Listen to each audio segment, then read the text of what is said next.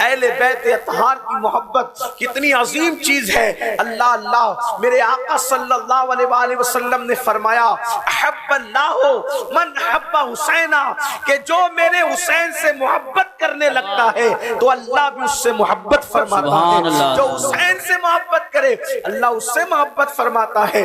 آئیے میں اور آپ کیا، اہل بیت سے تو صحابہ نے بھی محبت کی، اور جتنی انہوں نے محبت کی ہے اتنی ہم اس کا تصور نہیں کر سکتے۔ اللہ اکبر۔ ایک مرتبہ سیدنا ابو بکر صدیق رضی اللہ تعالیٰ عنہ کو کسی نے دیکھا کہ انہوں نے امام حسین کو اپنے کندھوں پہ بٹھایا ہے اور مدینے کی گلیوں میں گھوم رہے ہیں۔ پوچھنے والے نے پوچھا اے خلیفۃ المسلمین، آپ حسین کو اپنے کندھوں پہ بٹھا کے مدینے کی گلیوں میں گھومتے ہیں، وجہ کیا ہے؟ صدیق اکبر کہتے ہیں مجھے نہیں پتا کہ میں ایسا کیوں کر رہا ہوں، میں تو بس اتنا جانتا ہوں کہ میں نے اپنے آقا و مولا مدینے کے تاجدار کو، حسین کو کندھے پہ بٹھا کر مدینے کی گلیوں میں گھومتے دیکھا ہے، میں سنت مصطفیٰ پر عمل کر رہا ہوں۔ سبحان اللہ سبحان اللہ۔ یہ تھی امام حسین کی محبت صحابہ کے دلوں کے اندر، اور اللہ اکبر۔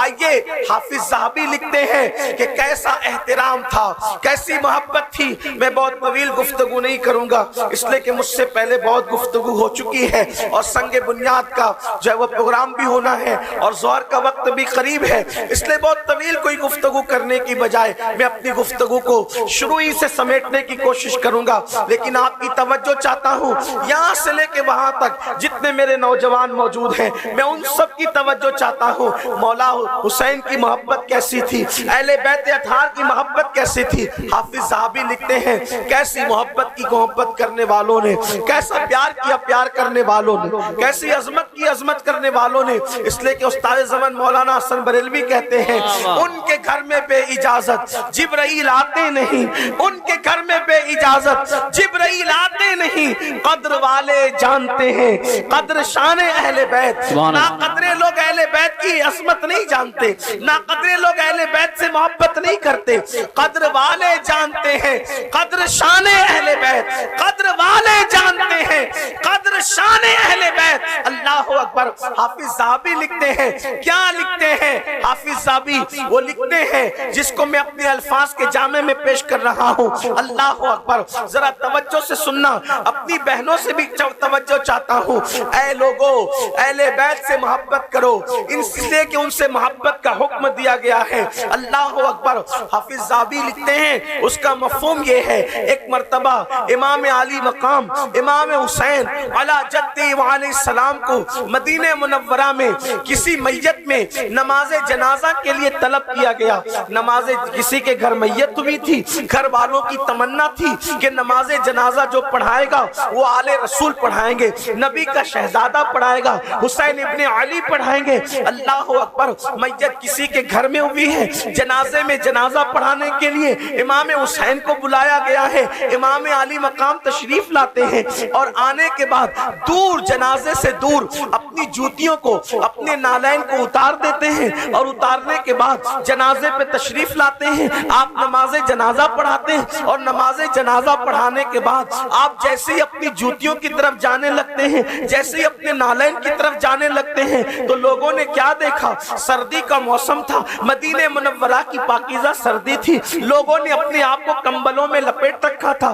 عام طور پہ زیادہ تر لوگ پہچان میں نہیں آ رہے تھے۔ لوگوں نے دیکھا صف سے ایک مقدس بوڑھا نکلتا ہے جس کی داڑھی سفید تھی، اس کا قد بہت اونچا نہیں تھا، اور وہ نکلنے کے بعد دوڑتا ہے، امام حسین کو اوورٹیک کرتا ہے، امام حسین پیچھے رہ جاتے ہیں، وہ دوڑ کر کے آگے بڑھتا ہے، اور آگے بڑھنے کے بعد وہ مقدس بوڑھا جس کی داڑھی سفید تھی، حالانکہ ابھی داڑھی امام حسین کی جو وہ کالی تھی، امام حسین جوان تھے، وہ دوڑنے والا بوڑھا امام حسین سے عمر میں زیادہ تھا۔ اللہ اکبر۔ جب وہ مقدس بوڑھا آگے بڑھا، آگے بڑھنے کے بعد اس بوڑھے نے امام حسین کی جوتیاں سیدھی کی، اور جوتیاں سیدھی کرنے کے بعد امام حسین چونکہ جوتیوں سے لے کے جنازے تک ننگے پیر تشریف لے گئے تھے، تو آپ کے تلووں میں مٹی لگ گئی تھی، آپ کے تلووں میں گرد و غبار لگ گیا تھا۔ اس مقدس بوڑھے نے صرف جوتیاں سیدھی نہیں کی بلکہ اپنے امامے کا شملہ، یہ جو امامہ باندھا جاتا ہے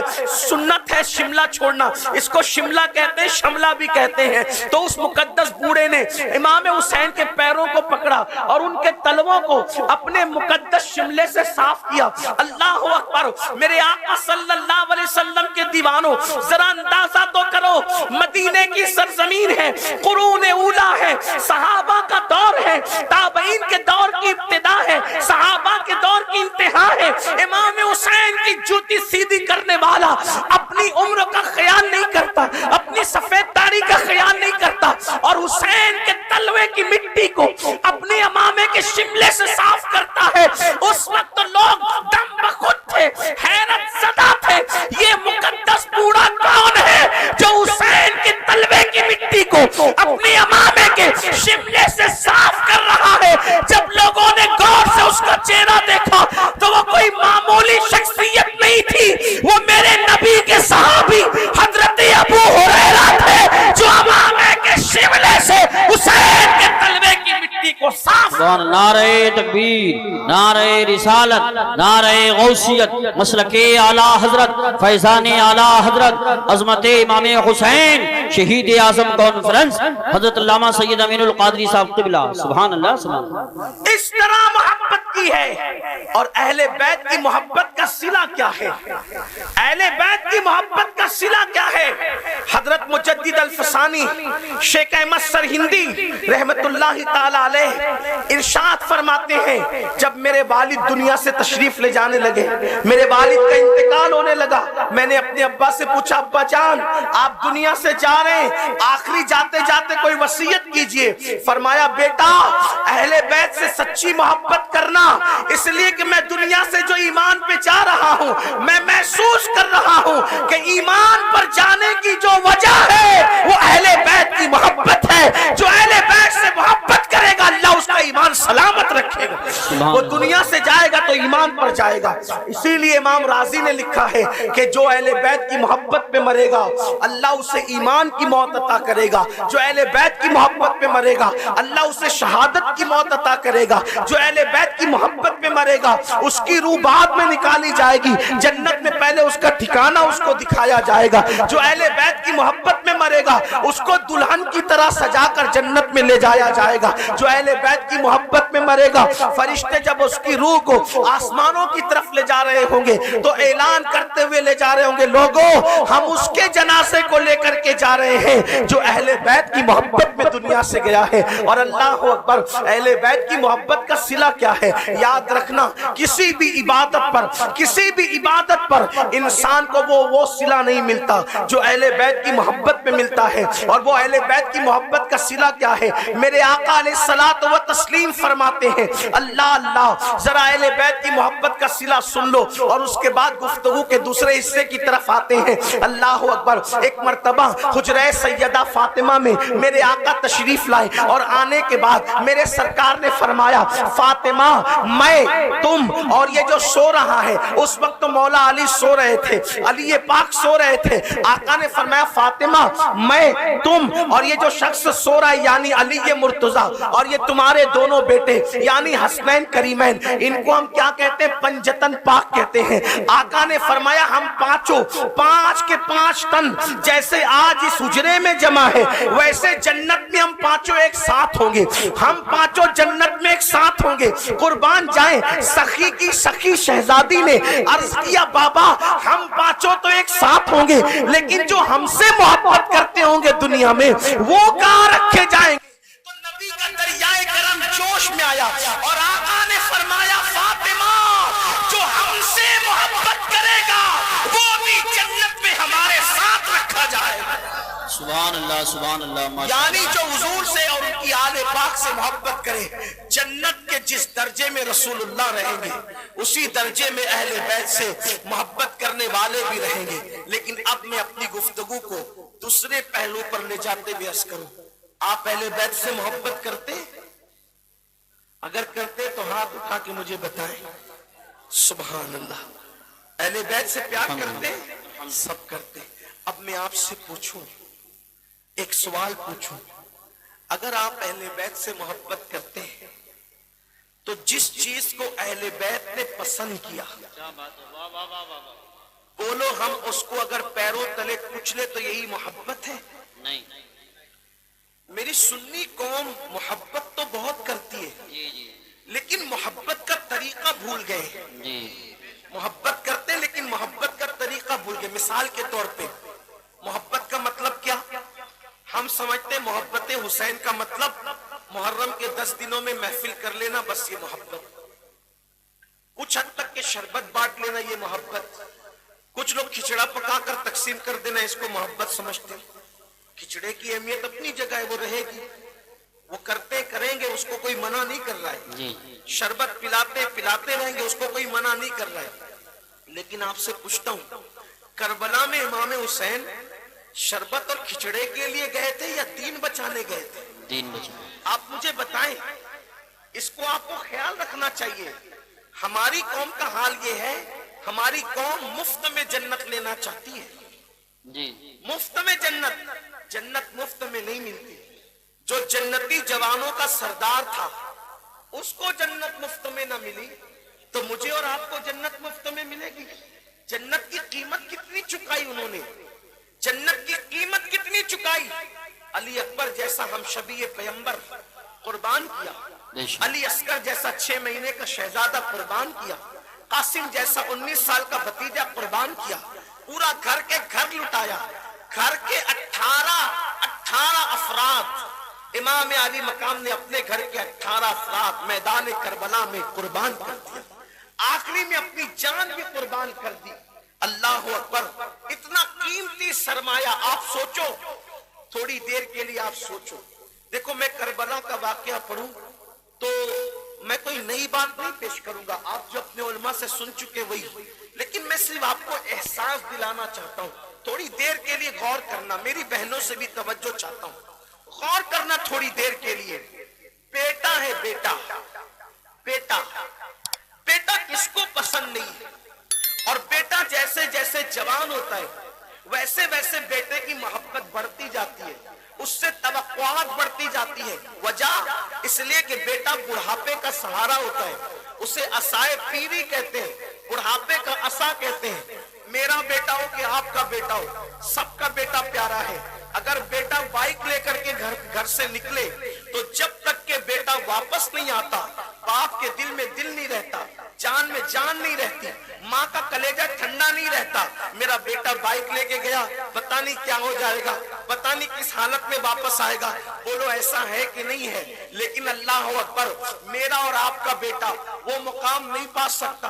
امام حسین کے بیٹے کا مقام تھا، امام حسین کے تو سارے بیٹے بے مثال تھے، لیکن مولا علی اکبر جو ہم شبیہ پیغمبر تھے، جس کا چہرہ نبی کے چہرے کی طرح تھا، جس کا چلنا نبی کے چلنے کی طرح تھا، جس کی آواز نبی کی آواز کی طرح تھی، ہم شبیہ پیغمبر تھے۔ جب نبی کے گھر والے رسول اللہ کی زیارت کرنا چاہتے تو علی اکبر کو ڈھونڈتے، کیونکہ رسول اللہ تو پردہ فرما چکے تھے۔ علی اکبر کی صورت دیکھ کر دل کو چین دیتے۔ جب لوگ علی اکبر کی صورت دیکھتے تو لوگوں کی زبان پہ درود کے نغمے آ جاتے، لوگوں کی زبان پہ ذکر اذکار آ جاتا۔ علی اکبر ہو بہو ہم شبیہ پیغمبر تھے، رسول اللہ کے ہم شبی تھے۔ سوچو ایسا خوبصورت بیٹا 18 سال کا جوان ہو جائے اور اس کے بعد قدرت کا نقیب غیب سے اعلان کرے، حسین ایک طرف اللہ کا دین ہے اور دوسری طرف تیرا جوان بیٹا ہے، دونوں ہے، ایک طرف اللہ کا دین دوسری طرف جوان بیٹا۔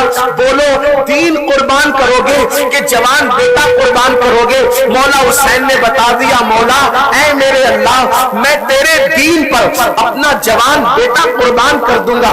آپ اندازہ تو کریں کتنی بڑی قربانی ہے۔ کربلا میں دین کی اہمیت بتائی جا رہی ہے، کربلا سے دین کی اہمیت کا اندازہ دیا جا رہا ہے، کربلا سے دین کی اہمیت ہمیں سمجھائی جا رہی ہے کہ لوگوں دین اللہ کا کتنا قیمتی ہے کہ ایک طرف علی اکبر جیسا بیٹا ہے، دوسری طرف اللہ کا دین ہے۔ امام حسین نے بیٹے کی پرواہ نہ کی، بیٹے کو اللہ کے دین پہ قربان کر دیا۔ ایک طرف 6 مہینے کا بیٹا ہے، دوسری طرف اللہ کا دین ہے۔ مولا حسین نے 6 مہینے کے بیٹے کو قربان کر دیا، ایک طرف اپنی خود کی جان ہے، وہ جان جس کو حضور چوم رہے، جس کے لیے حضور تسبیح سجدے میں بڑھا رہے، جس کے لیے حضور سجدہ لمبا کر رہے، ایک طرف وہ حسین، دوسری طرف اللہ کا دین۔ اب اللہ کا منادی کہتا ہے حسین ایک طرف اللہ کا دین ہے، دوسری طرف تمہاری جان ہے، بولو جان بچاؤ گے کہ دین بچاؤ گے؟ مولا حسین نے کیا کیا؟ اپنی جان بھی قربان کر کے بتا دیا کہ میری جان سے بڑھ کر کسی کی اگر اہمیت ہے تو اللہ کے دین کی اہمیت۔ سبحان اللہ۔ اب یہاں پہنچ کر میں آپ سے پوچھتا ہوں، یہاں سے لے کے وہاں تک صبح کے اس وقت میں آپ اپنی نیند، آپ اپنا آرام، آپ اپنا کاروبار سب قربان کر کے یہاں مولا حسین کے نام پہ بیٹھنے کے لیے آئے ہو۔ آپ سے پوچھنا چاہتا ہوں، حسین تو بیٹا قربان کرے دین پر، حسین تو بچہ قربان کرے دین پر، حسین اپنی جان قربان کرے دین پر، حسین سب لٹا دے دین پر، اور ہمارے پاس جب یہ دین آئے تب ایک طرف ہماری نیند ہے اور ایک طرف اللہ کا دین ہے۔ توجہ کرنا، وہاں علی اکبر جیسا ہم شبیہ پیغمبر ہے ایک طرف، اور ایک طرف دین۔ قربان کس کو کیا؟ بیٹے کو، دین قربان نہیں۔ اور ہمارا حال کیا ہے؟ ایک طرف اللہ کا دین اور ایک طرف اپنی نیند، دونوں میں ٹکراؤ ہوتا ہے۔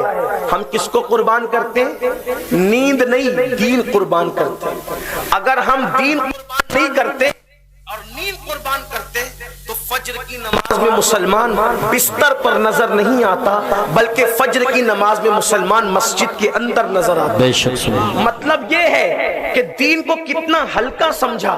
بڑی معذرت کے ساتھ 100 روپے اور 500 روپے کی تو تمہارے پاس اہمیت ہے، لیکن اتنی بھی اہمیت تمہارے پاس اللہ کے دین کی نہیں رہ گئی۔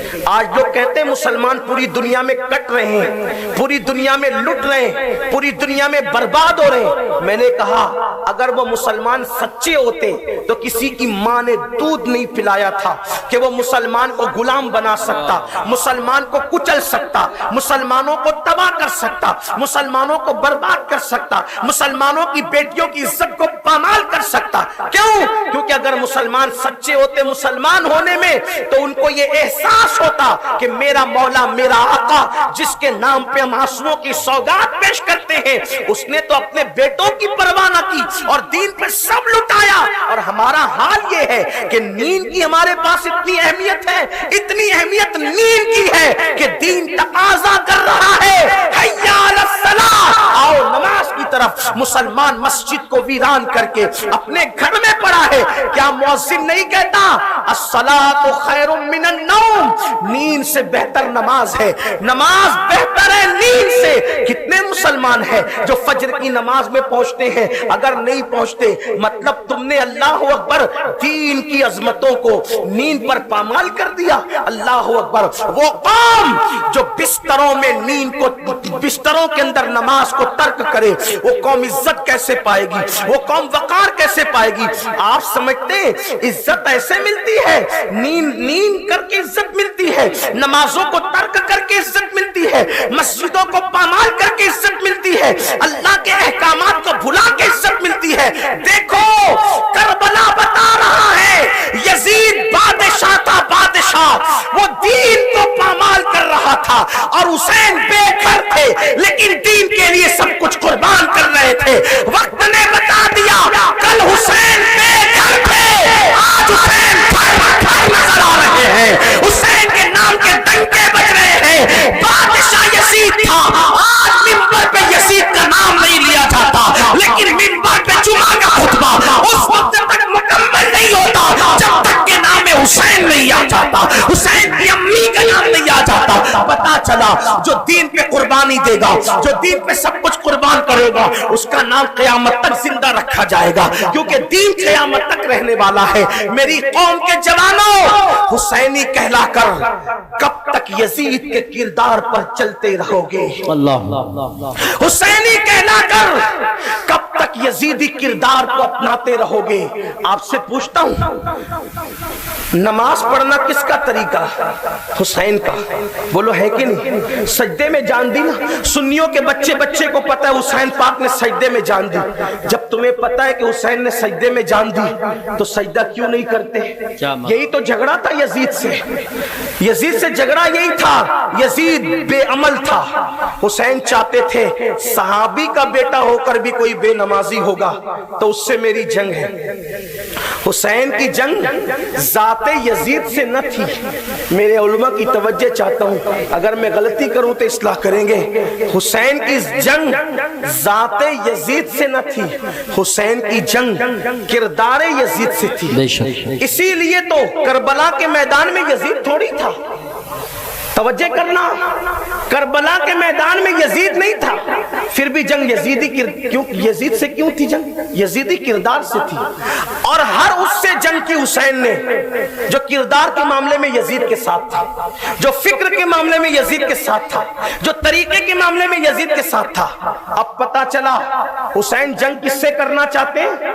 जो किरदार के मामले में यजीद के साथ, जो फिक्र के मामले में यजीद के साथ, जो कैरेक्टर के मामले में यजीद के साथ हो। अब पता चला कितने भी पक्के हुसैनी बनने का दावा करो, अगर तुम्हारे हाथ में शराब की बोतल है तो तुम्हारे साथ भी हुसैन की जंग है। हुसैन तुमसे भी जंग कर रहे हैं, हुसैन तुमसे भी जंग कर रहे हैं। अगर तुम जुआ खेलते हो, हुसैन तुमसे भी जंग कर रहे हैं। अगर तुम नाच देखते हो हीरो हीरोइन का, बल्कि यहां पहुंच के तो यजीद 2 कदम पीछे हो गया। यजीद यहां पहुंचकर 2 कदम पीछे हो गया, तुम 2 कदम यजीद से आगे निकल गए इस मामले में कि यजीद तो सिर्फ बंदरों का नाच देखता था, बंदरों का नाच देखता। तुम तो हीरो हीरोइन को नंगा नाचते देख रहे हो, तो यजीद तो पीछे हुआ, यहां तुम 2 कदम आगे हो गए। क्या मुंह लेकर जाओगे क़यामत में? अल्लाह को क्या मुंह दिखाओगे? कोई मुसलमान होने का मेयार भी है? कोई मुसलमान होने का? बड़ी माजरत के साथ जन्नत इसका उसका मुंह देखकर नहीं मिलती। ये जो आपको सबक पढ़ाया है ना, इनका मुंह देखो जन्नत मिलेगी और उनकी ज़ियारत करो जन्नत मिलेगी। अरे जिनके चेहरे खुद जन्नती बनाने वाले थे, उन्होंने कोई कम मेहनत की? उन्होंने कोई कम काविशें की? मेरे जुमले कड़वे लगे तो माफ करना, लेकिन याद रखना ये खुद फरेबी है। सैयद साहब को देखो जन्नत मिलेगी। अरे हमने इतनी जन्नत को सस्ती बना दिया। अल्लाह अल्हम्दुलिल्लाह, मैं खुद सैयद हूं इसलिए जिम्मेदारी से कह रहा हूं। कोई दूसरा कहे तो तुम नाराज हो जाओ कि सैयद का गुस्ताख आ गया, लेकिन आपसे पूछना चाहता हूं, अरे जो सैयदुस सादात थे, सैयदुस सादात, सैयदुस सादात, सैयदों के बाप, मौलाए कायनात, फातिह खैबर, खातिमुल विलायत, हजरत अली मुश्किल कुशा करमल्लाहु वजहुल करीम। ये अली कौन है? अली, लोग अली को क्या समझते हैं? अली वो है, हजरत मुजद्दिद अल-फसानी मकतूबात में लिखते हैं कि आदम अलैहिस्सलाम के दौर से लेकर मुहम्मदुर रसूलुल्लाह के दौर तक जितने लोगों को विलायत मिली है वो अली की वजह से मिली। जो पैदा होने से पहले लोगों को विलायत बांटे उसको अली कहते हैं। जो अली काबे में पैदा हो, हाँ, इजालतुल खिफा में हजरत शाह वलीउल्लाह ने लिखा कि अली काबे में पैदा हुए। शेख अब्दुल हक मुहद्दिस देहलवी ने लिखा मदारिजुन नबुव्वा में कि अली काबे में पैदा हुए। अल्लामा अब्दुल रहमान जामी ने लिखा अली काबे में पैदा हुए। मखदूम अशरफ जहांगीर सिमनानी ने अपने मकतूबात में फरमाया, जिसको मौलाना निजामुद्दीन यमनी ने लिखा कि अली काबे में पैदा हुए। इमाम हाकिम ने अपनी मुस्तदरक में लिखा अली काबे में पैदा हुए। अली ये मुर्तजा का काबे में पैदा होना सूफिया बयान करते हैं, मुहक्किकीन उस पे कलाम करते हैं, हमें उस पे कोई कलाम नहीं, इसलिए कि मुहक्किकीन का एक अपना तरीका है और अहले इश्क का एक अपना तरीका है। हम इश्क के बंदे हैं, क्यों बात बढ़ाई? हम इश्क के बंदे हैं, क्यों बात बढ़ाई है? लोग तहकीक करते रहे, उनको हक है तहकीक करने का, लेकिन इश्क वालों को तहकीक से काम क्या बात है? मेरे इमाम ने कहा था, तहकीक चल रही थी, काबा अफजल है कि मदीना अफजल है, तहकीक इल्म वालों के दरमियान तहकीक चल रही थी, काबा अफजल है कि मदीना अफजल है। मेरे इमाम ने कहा तैबा न सही अफजल, मक्का ही बड़ा जाहिद। हम इश्क के बंदे हैं, क्यों बात बढ़ाई? हम इश्क के बंदे हैं, क्यों बात बढ़ाई है? इसलिए कि عشق کی بات جدا ہوتی ہے. عقل کہتی ہے جان بچا، عشق کہتا ہے کود جا. اقبال کہتے بے خطر کود پڑا آتش نمرود میں عشق، عقل ہے محو تماشائے لبے بام. واہ واہ واہ سبحان اللہ. تو عقل کہتی ہے جان بچا، عشق کہتا ہے مورا تن من دھن سب پھونک دیا، یہ جان بھی پیارے جلا جان.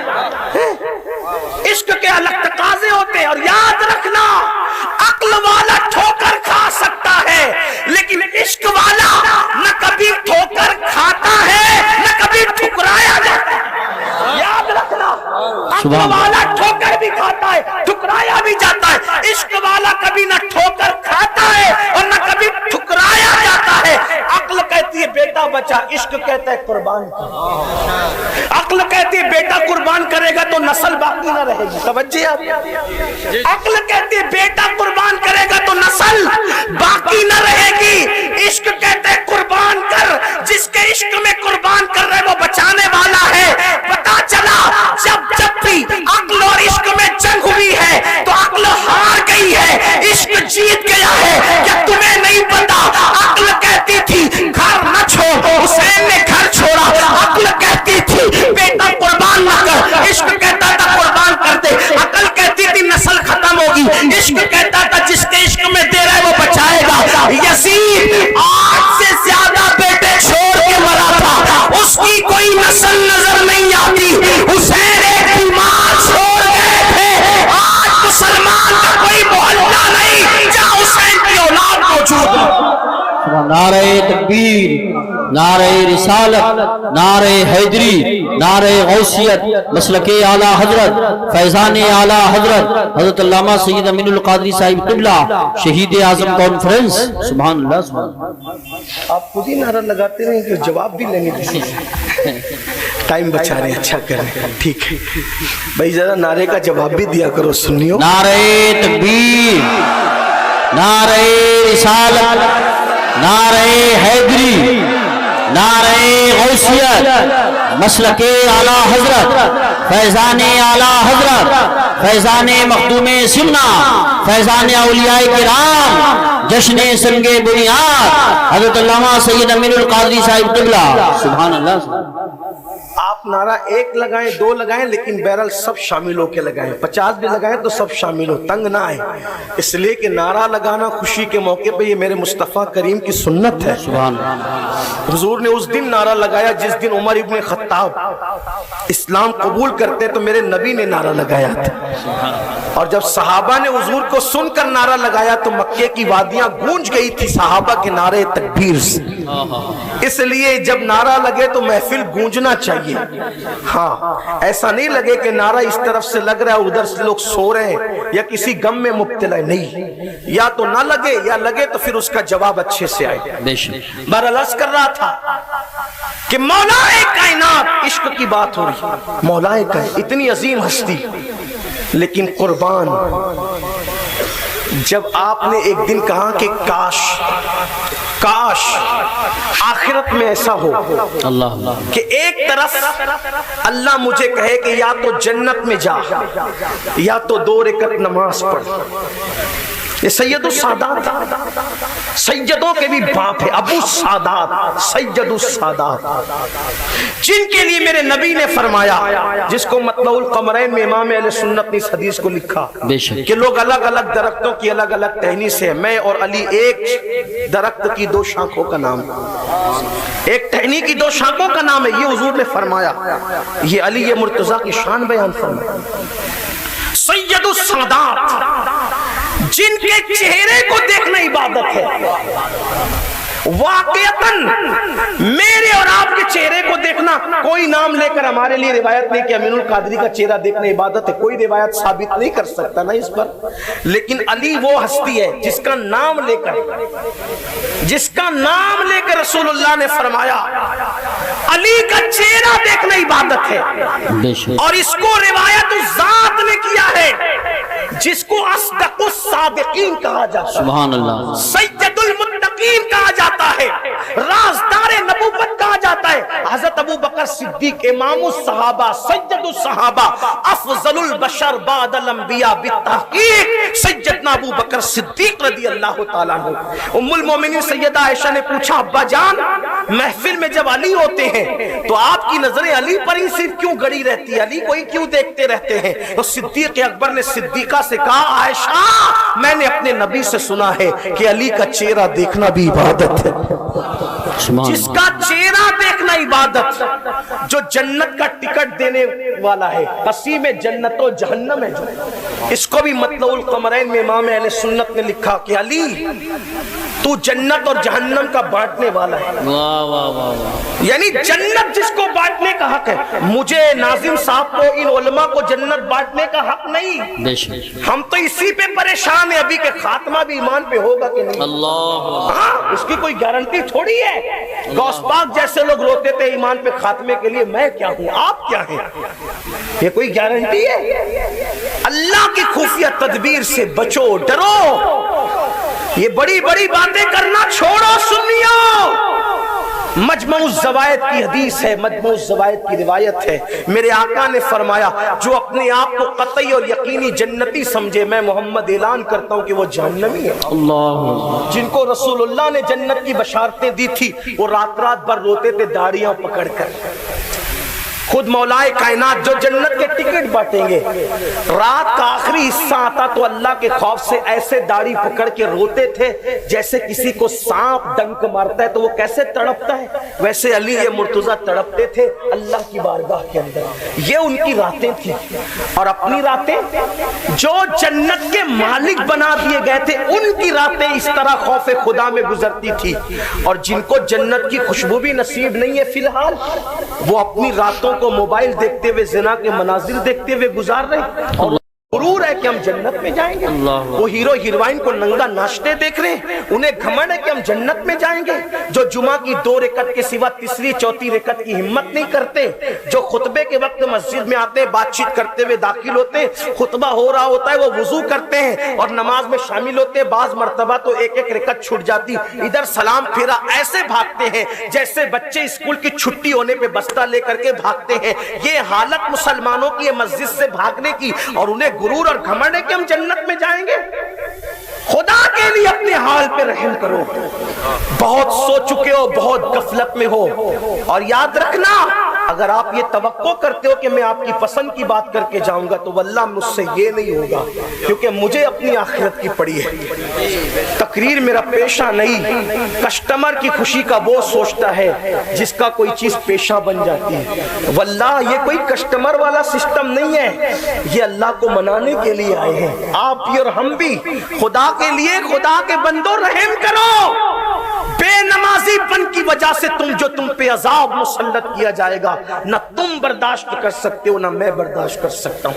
अल्लाह के अजाब अगर पहाड़ों पे डाल दिया जाए तो पहाड़ पिघल जाए, उसके अजाब की शिद्दत का हाल ये है। मेरे अल्लाह का फरमान है, अल्लाह पाक इरशाद फरमाता है कि अल्लाह का अजाब बहुत शदीद है।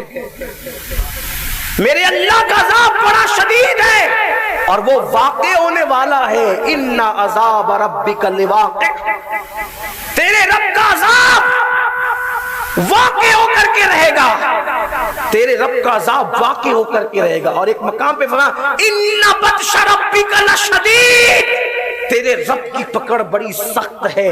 वो नमरूद को पकड़ता है तो लंगड़े मच्छर से हलाक कर देता है। वो फिरौन की पकड़ करता है तो आज तक उसको ना कफन नसीब है ना उसको कब्र नसीब है। किस बला की मैं से है सरशार हम, दिन ढला होते नहीं होशियार हम। 2 रकअत के जुमा पढ़ने वालों, तुम्हें गुरूर है कि तुम जन्नत में जाओगे।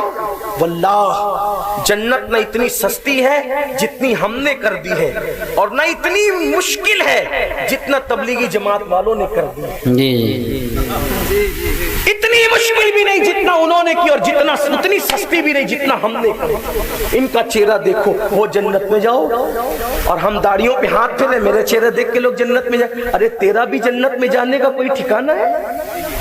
میں اور آپ کیا سچی سچی بات کہوں سنیو تو آپ جانتے ہیں رسول اللہ کے ظاہری دور میں کچھ جوان کھڑے ہو کر ہنسی مذاق کر، توجہ کرنا، کچھ جوان کھڑے ہو کر ہنسی مذاق کر رہے ہیں، حضور علیہ السلام جا رہے ہیں، حضور ان کے پاس رک گئے، سرکار نے فرمایا کیا تمہیں جنت میں جانے کا پروانہ مل گیا؟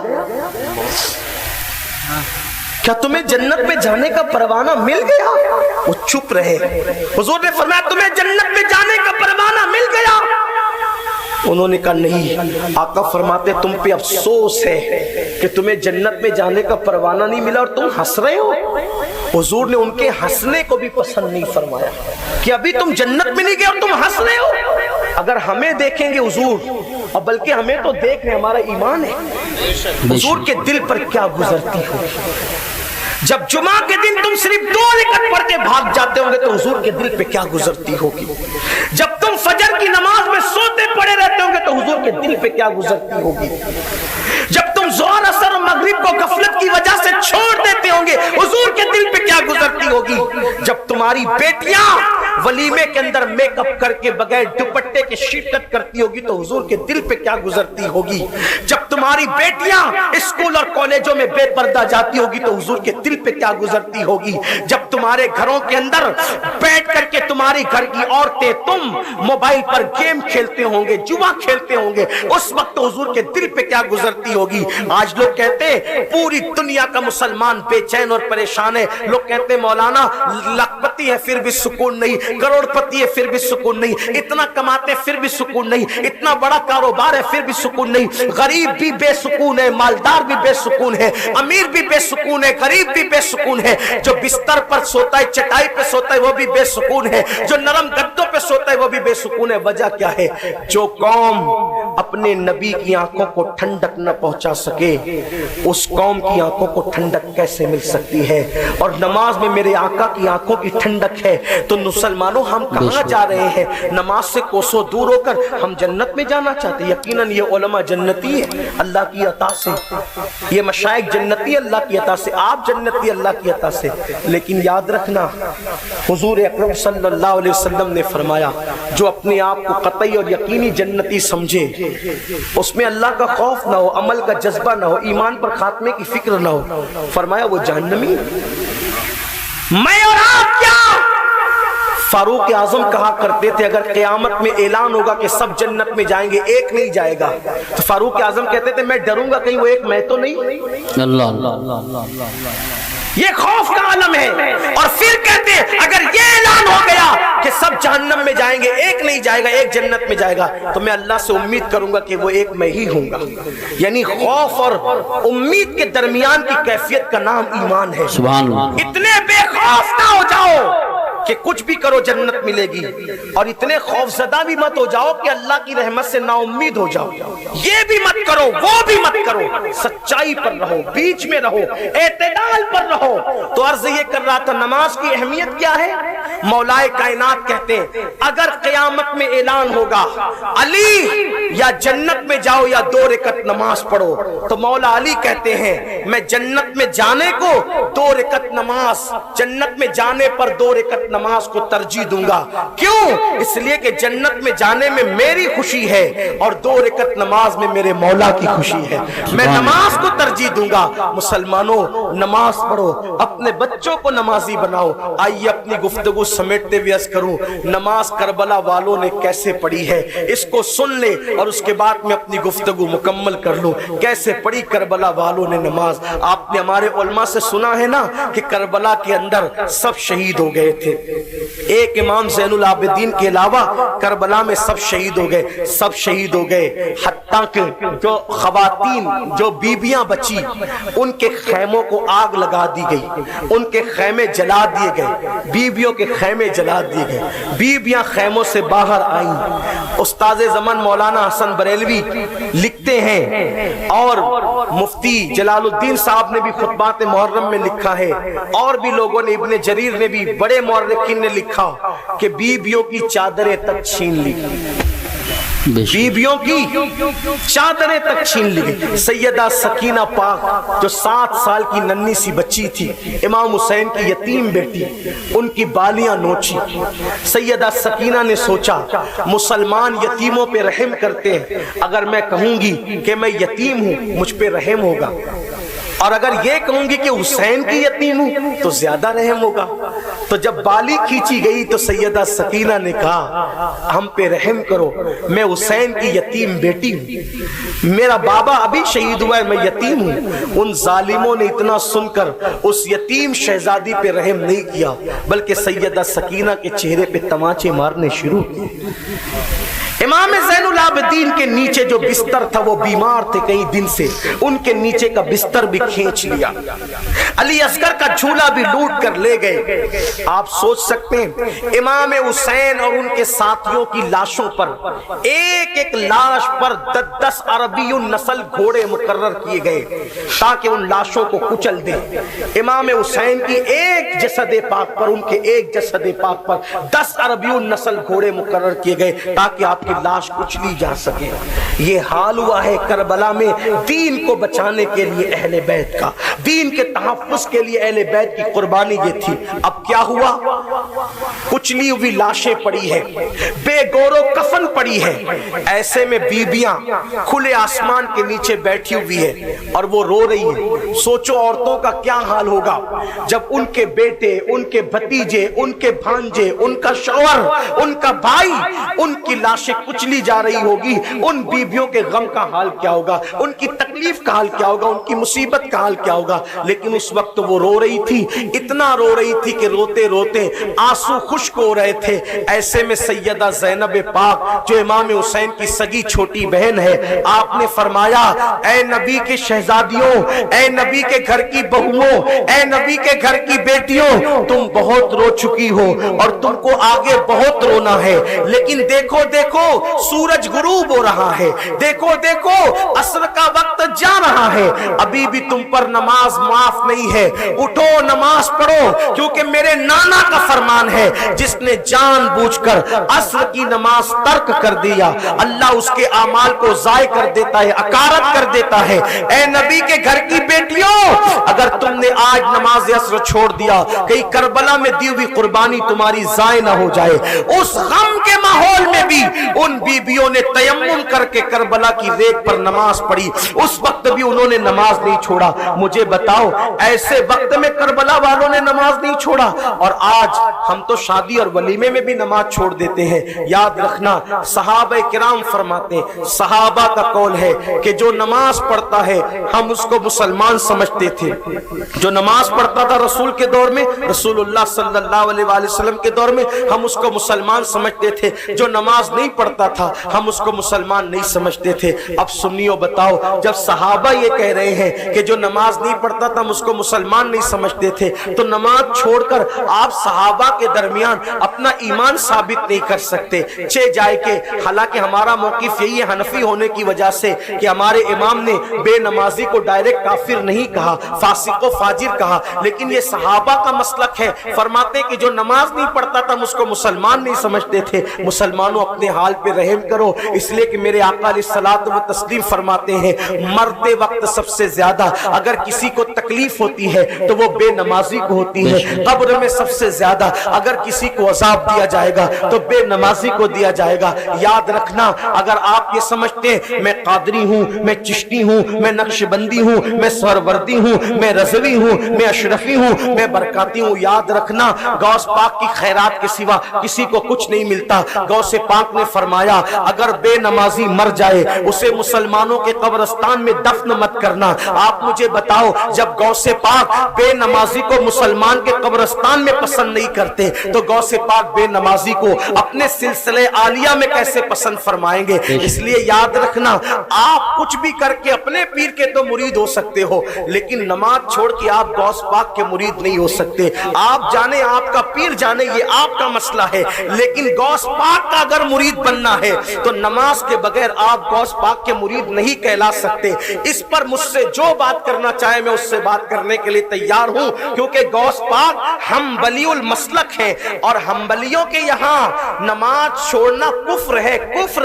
اب آپ مجھے بتائیں، اللہ اکبر، مسلمانوں کس سمت میں جا رہے ہو، کہاں جا رہے ہو؟ خدا کے لیے خدا کی چوکھٹ پکڑ لو، خدا کے لیے اللہ کا ڈر پکڑ لو۔ یہ جو کہتے ہو نا مولانا ٹائم نہیں ملتا، تمہیں دوستوں کے لیے ٹائم ہے، تمہیں بیوی بچوں کے لیے ٹائم ہے، تمہیں گیم کے لیے ٹائم ہے، تمہیں فلموں کے لیے ٹائم ہے، تمہیں کرکٹ کے لیے ٹائم ہے، لیکن تمہیں اللہ کی عبادت کے لیے ٹائم نہیں ہے۔ اگر بیٹے کو صبح اسکول پہنچانے جانا ہے تو تمہاری نیند کھل جاتی ہے، اور فجر میں مسجد میں آنا ہے تو تمہاری نیند نہیں کھلتی، تمہیں ٹرین پکڑنا ہے تو تمہاری نیند کھل جاتی ہے، اور تمہیں فجر میں آنا ہے تو تمہاری نیند نہیں کھلتی۔ جو قوم اسکول اور ٹرین سے زیادہ اللہ کی عبادت کو اہمیت نہ دے، اس قوم کو سچا مسلمان کہلانے کا حق کیا ہے؟ اس قوم کو مومن کامل کہلانے کا حق کیا ہے؟ اس لیے یاد رکھنا، کربلا والوں سے رشتہ اس وقت جڑے گا جب تمہارا رشتہ سجدے سے جڑے گا، جب تمہارا رشتہ نماز سے جڑے گا۔ اور اگر تم آوارگی کرتے رہے، عیاشی کرتے رہے، نماز سے غفلت برتتے رہے، تو جب صحابی کا بیٹا ہو کر حسین اس سے نفرت کرتے ہیں یزید سے، تو تمہارا اور ہمارا باپ کون سا صحابی ہے؟ اللہ اکبر۔ حضرت امیر معاویہ رضی اللہ تعالیٰ عنہ صحابی رسول تھے، حضور کے سالے تھے، ان کی عظمت اور بزرگی ہم اہل سنت کے پر ہے، لیکن ان کا بیٹا کردار کے معاملے میں کیریکٹر لیس تھا۔ امام عالی مقام نے اس سے جنگ کر کے بتا دیا، ہر اس سے میری جنگ ہے جو دین کو پامال کرے گا۔